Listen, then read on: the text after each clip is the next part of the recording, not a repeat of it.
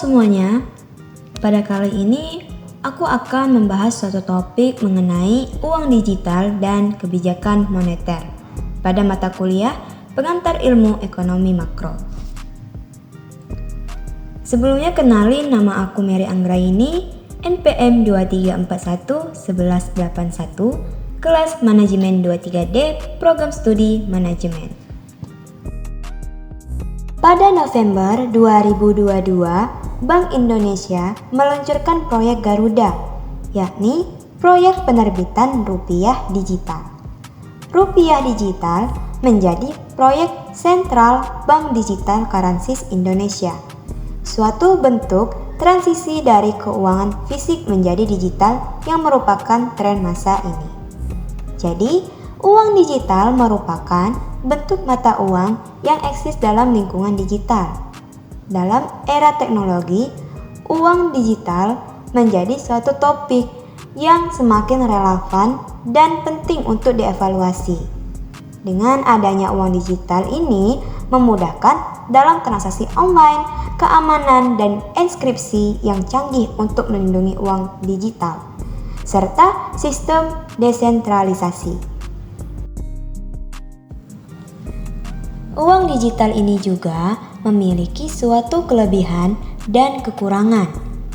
Dalam kelebihan uang digital ini memiliki 3, yaitu yang pertama, aksesibilitas global yang memfasilitasi transaksi internasional dengan lancar tanpa memerlukan pertukaran mata uang.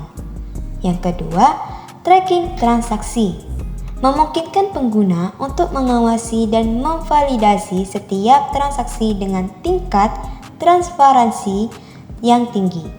Dan yang ketiga, kecepatan transaksi uang digital.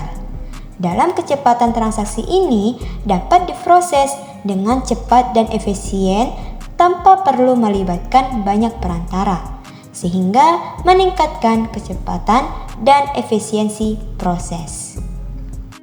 Kekurangan dalam uang digital. Dalam kekurangannya ini seringkali terjadinya ancaman utama yang dihadapi adalah kerentanan terhadap serangan siber dan pencurian informasi data. Dan bisa jadi kemungkinan kehilangan atau lupa akses ke dompet digital dapat mengakibatkan kerugian besar.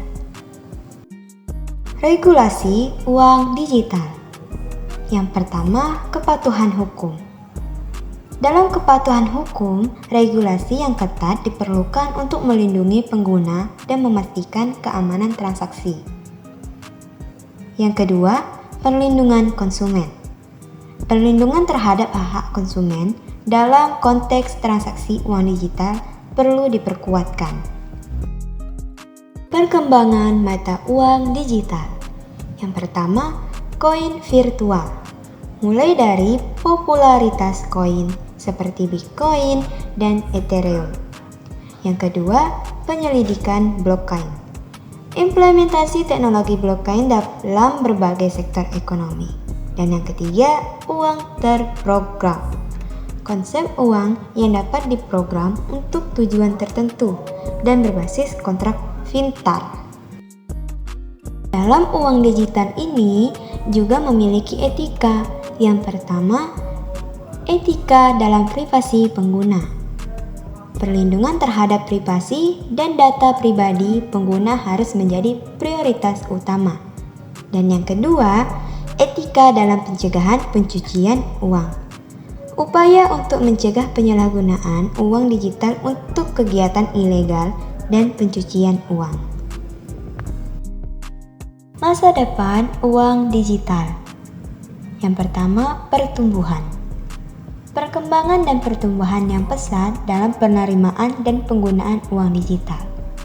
Yang kedua, keamanan. Fokus pada peningkatan langkah-langkah keamanan dan perlindungan aset digital. Yang ketiga, inovasi. Perkembangan yang terus berkembang dalam teknologi dan inovasi terkait uang digital. Dan yang keempat, globalisasi. Peningkatan transaksi lintas negara dan penerimaan global yang semakin meluas. Kebijakan moneter. Dalam kebijakan moneter adalah suatu tanggung jawab utama bank sentral yang memiliki dampak langsung pada perekonomian negara dan kestabilan mata uang. Tujuan kebijakan moneter.